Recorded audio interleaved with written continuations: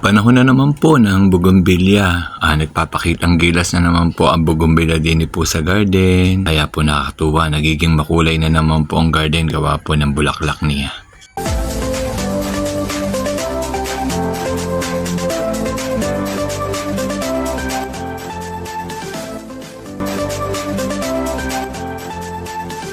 Hello po, magandang araw po sa ating lahat. Palapit na po ang tag-init, papalapit na po ang summer. Alam po naman natin na pagka po ganitong papalapit na po ang summer, meron pong halaman na talaga pong magpapakita ang gilas at magpapakita po na nagaganda ang mga bulaklak. At yun po ay ang tinatawag po nating bugis o bougainvillea. Dito po ako sa garden.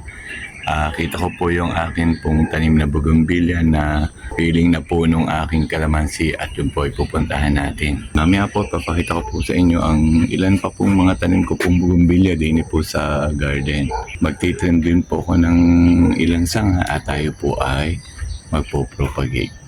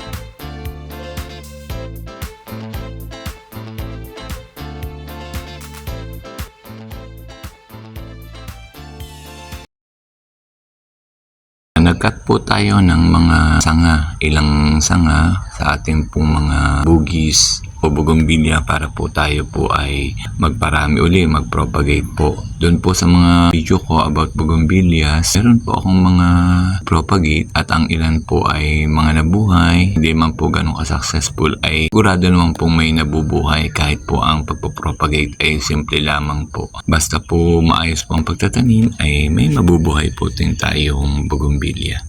Bago po natin itanim po yung atin pong kinat po na tanga po ng bougainvillea, atin pong kiniskisan po muna ng nito pong aloe vera at niready na rin po natin yung pong plastic bottle sa pagtatamnan. Ito po ang gagamitin nating lupa sa pagpapropagate po natin ng bougainvillea.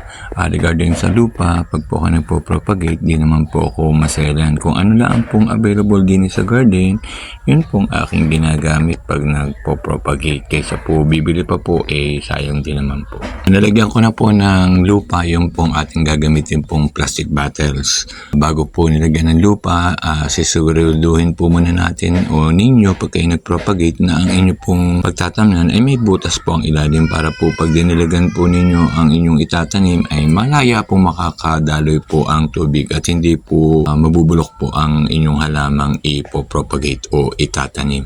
Ganun po ang ginagawa ko. Kung maaari po, marami pong butas ang ilalim. Mas dire-diretso po ang daloy po ng tubig. Mas magiging maganda po ang inyong itatanim. Ayan, mag-uumpisa na po tayong mag-propagate po ng bougainvillea.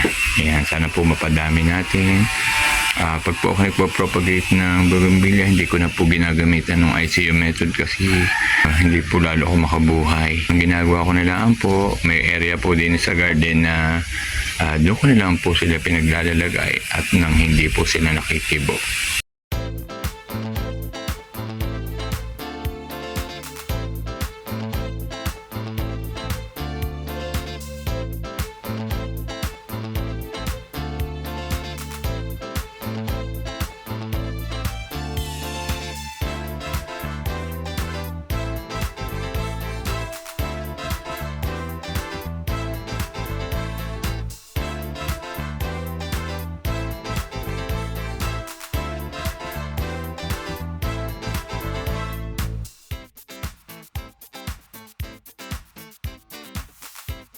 Ito na po ang atin pong na-propagate. Nakailan din po ako ng na-propagate na bougainvillea. Sana po ay mabuhay ko po ito nang mas mapadami ko po ang aking tanim na bougainvillea din sa garden. Kasi po ang bougainvillea ay pagka ganito pong panahon na magsasummer ay talaga naman pong kakit-akit po ang kanyang bulaklak. Kaya po isa rin po siya sa halaman na talagang gustong-gusto po ng karamihan ng mga plantito-plantita. Didiligan po natin ang ating pinropagate ko pong bougainvillea. Pag nagdidilig po ako ng bougainvillea, konti lang po gumagamit po ako ng pandilig na kung saan yung ilalagay pong tubig ay makakalkula po at hindi po talaga sobrang dami.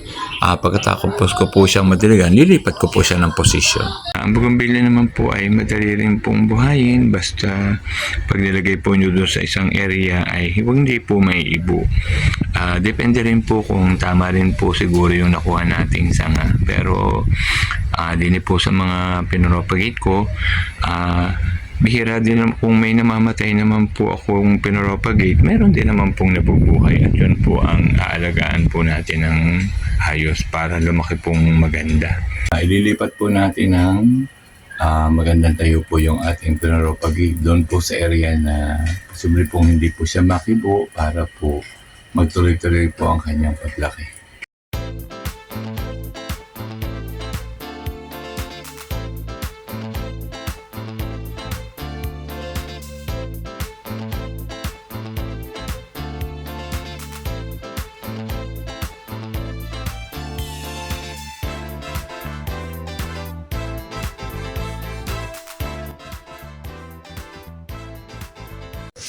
Dito ko po siya inilagay.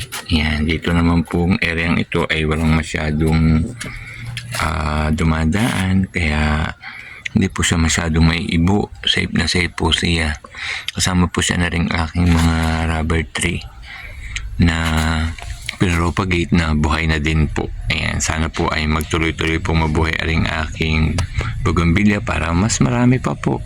Lalo po magiging makulay ang garden. Hindi ko na po pinropagate gamit po yung ICU method dahil hindi po ako lalong makabuhay pag yung nilalagyan ko pa po ng plastic. Ang tama lang ninyo po din gawin ay lalagyan po nyo ng butas ito pong pinagpo-propagate ninyo o ito pong ating pong bottles o yung soft drink bottles po. Marami pong butas ito sa ilalim para po pag diniligan, dire-diretso pong makakadaloy po ang tubig at hindi po siya mabababad. Mas mabubuhay po siya mas gaganda din po siya ng maayos. Sana po mabuhay po natin ito para po mas dumami po ang ating bougainvillea.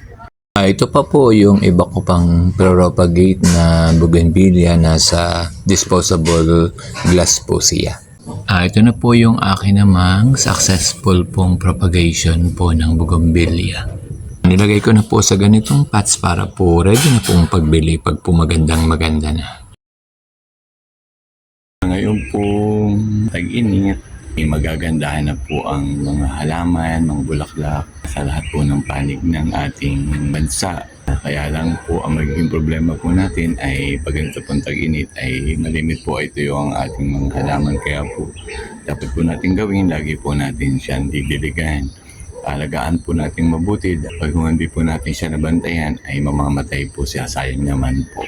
Po naman ay natutuwa at nakapag-propagate na po ulit tayo ng mga bougainvillea. pagpapropagate ko naman po ay minsan po ay okay, minsan po naman ay hindi. Pero ay paano po sa mga pinopropagate ko ay marami pa rin naman po nabubuhay. Kasi po ang gamit ko nga po ay simpleng paraan lang po ng pagpapropagate. Hanggang dito na lang po muna. Marami pong salamat. Bye-bye po.